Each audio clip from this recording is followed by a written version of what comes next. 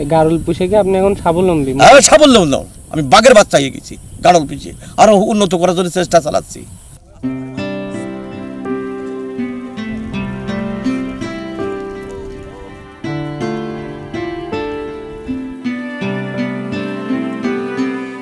ঝিনাইদহ সদরের পোড়াহাটি ইউনিয়নের হিরেডাঙ্গার একটি মাঠে, এই মাঠে গনি চাচার কিছু গাড়ল দেখতে পেলাম। তিনি ৯,৮০০ টাকা দিয়ে শুরু করছিলেন এই গাড়ল পোষা। এখন তিনি গাড়ল পুষে স্বাবলম্বী। আজকে আমরা তার গল্পটাই আপনাদেরকে শোনাবো। 10টা গাড়ল থেকে আমার 47টা গাড়ল, এখন আমার 41টা গাড়ল আছে, 16টা দাড়ি গাব আছে। তা আমি আর কি বলবো, আমি একটা খামারও করেছি, 100 গাড়ল জায়গা করেছি, 40-42 হাজার টাকা খরচ করি। এই গাড়ল পুষে কি আপনি এখন স্বাবলম্বী? হ্যাঁ, স্বাবলম্বী। আমি বাঘের বাচ্চা হয়ে গেছি গাড়ল পুষে, আরো উন্নত করার জন্য চেষ্টা চালাচ্ছি। যে আমার কেউ যদি 50,000 টাকা লোন দিত 6 মাসের জন্য, আমি আরো 10টা মাল কিনতাম, যখন দেবে তখনই কিনে আনবো। আমি 6 মাস পরে টাকা পেমেন্ট করে দেবো। এরকম আবেদনের পরে আমার খুব এটি সমল, খুব লাভবানের জিনিস। যারা গাড়ল পুষতে চায় তাদের উদ্দেশ্যে কি বলবেন? আমি গাড়ল যারা পুষতে চাই, আমি গাড়ল পুষতে চাই, সব পুষবে। আপনি পুষতে চান পুষবেন, কোনো ব্যাপার না, এতে কোনো খরচ নেই, কিন্তু কষ্ট এই সকাল বিকাল। যারা নতুন গাড়ল পুষবে তারা কিভাবে পুষবে? আরো খামার করে পুষবে, খামার করে মাল কিনে নিয়ে আসবে, 10টা মাল কিনে নিয়ে এসে এরকম পালে পুষলে পাল চমকে যাবে। কিন্তু করে একটা নিয়ম, আর কারণ কি, যে এদের কোনো মন্দ কথা বলা যাবে না, তালিরা বই মুখে যাবে। খুব আদরে যত্ন করে রাখতে হবে, এর খাওয়াইতে হয়, এদের গোসল করাতে হয়, শ্যাম্পু দামের গোসল করায়, বিরাজ দিয়ে গোসল করায়। খামারটা দেখে কি চকচিকে করে রাখেছি, তলাও করেছি, উপরেও সেরকম করেছি, এর কোনো বিপদ আপদ হবে না।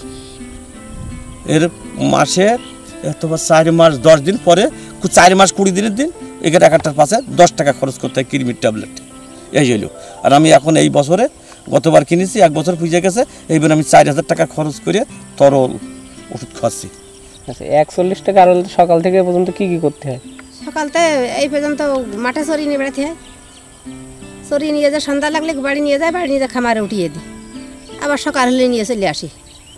সকালে 10টা-11টা পর্যন্ত খাওয়াই আবার বাড়ি নিয়ে যায়, খামারে উঠিয়ে দিয়ে আবার 2টা-3টার সময় নিয়ে চলে আসি। কষ্ট হলে এইটুকু। আচ্ছা, যারা গাড়ল পুষতে চায় তাদের কি বলবেন? তাদের এই কথাই বলবো, পুষতে হবে, জলপত্তা অনেক হবে, এতে কোনো কষ্ট নেই, কোনো জিনিস কিনে খাওয়ানোর আগে না, মাঠের ঘাসে হয়ে যায়। ভেড়া আছে, গাড়লও আছে, 2টাই আছে। ভেড়া হইলে 3 মাস পরে বাচ্চা দেয়, আর গাড়ল হইলে 4 মাস 10 দিন পরে হয়, 5 দিন পরেও হয়। কোনটা সুবিধা বেশি? সুবিধায় ভেড়াটাই, ওটা আগে বাচ্চা দেয়, 3 মাসে বাচ্চা দেয়। ছাগল তো চাইলে তো ছাগল পুষতে পারে সবাই, তাহলে গাড়লের প্রতি কেন আগ্রহ প্রকাশ করে? গাড়ল কোনো রোগ ব্যাধি নেই, আর ছাগলের অসুখ বিসুখ হয় বেশি, ঢেড় হয়, কাশি হয়, টনসিল ফলে, আর এর কোনো আল্লাহর রহমতে কোনো রোগ ব্যাধি নেই। বৃষ্টি বদলে খায় না, একটু বৃষ্টি পড়লেই ডাকা ধরে দেয়, এরা যত বড় ঝড় দোলকই হোক মাঠের মধ্যে খেয়ে যাবে, যত পানি হোক। ঠিক আছে, খুব সুবিধে। আর যে নিয়ে খালি এসে মাঠে এসে বসে থাকার দরকার, খালি বসে থাকা। আপনারা দুজন স্বামী স্ত্রী মিলে এই গাড়লটা পোষার উদ্বিগ্ন হলেন কোথার থেকে, দেখে কি দেখে? মানে আমার এই গাড়লটা পোষার উদ্দেশ্য, আমার ছাগল কিনিলাম আমার স্বামীর দিদিও। এই ছাগলের তো আমার 6টা ছাগল, কয়টা হইলো? 6টা হইলো। 6টা ছাগল খাওয়াতে আমার খালি আমার স্বামী কইতো যে এই লোক সাবিনার মা একটা যদি 2টা ভেড়া কিনতে পারতাম, তাই ঘাস খুব খাইতো। তাই আমি বললাম যে তাহলে 2টো কিনে নিয়ে আসেন, আগে কিনে নিয়ে দেখো কি হয়। তারপরে সে ছাগল বেচার পরে যে সে একবারে 10টা কিনে নিয়ে এলো, 10টাতে আমার এই কয়টা হয়েছে। এখন কি আপনারা স্বাবলম্বী? আমরা এখন স্বাবলম্বী। হ্যাঁ, আল্লাহ আমাকে এখন আর কোনো কষ্ট বলতে আর আমাকে নেই। আচ্ছা, এখানে মোট কত টাকার আনুমানিক গাড়ল আছে মনে করেন বিক্রি করলে, যেগুলো টাকা কমের পারে ধরো 4 লাখ তো হবেই, কমের পারে। তার মানে আপনার স্বামী স্ত্রীর আগে কিছুই ছিল না, আমার স্বামী স্ত্রীর কিছুই ছিল না, আপনারা স্বাবলম্বী হয়েছে। হ্যাঁ, 2টো মেয়ে ছিল, একটা ছেলে ছিল পানিতে ডুবে মারা গেল।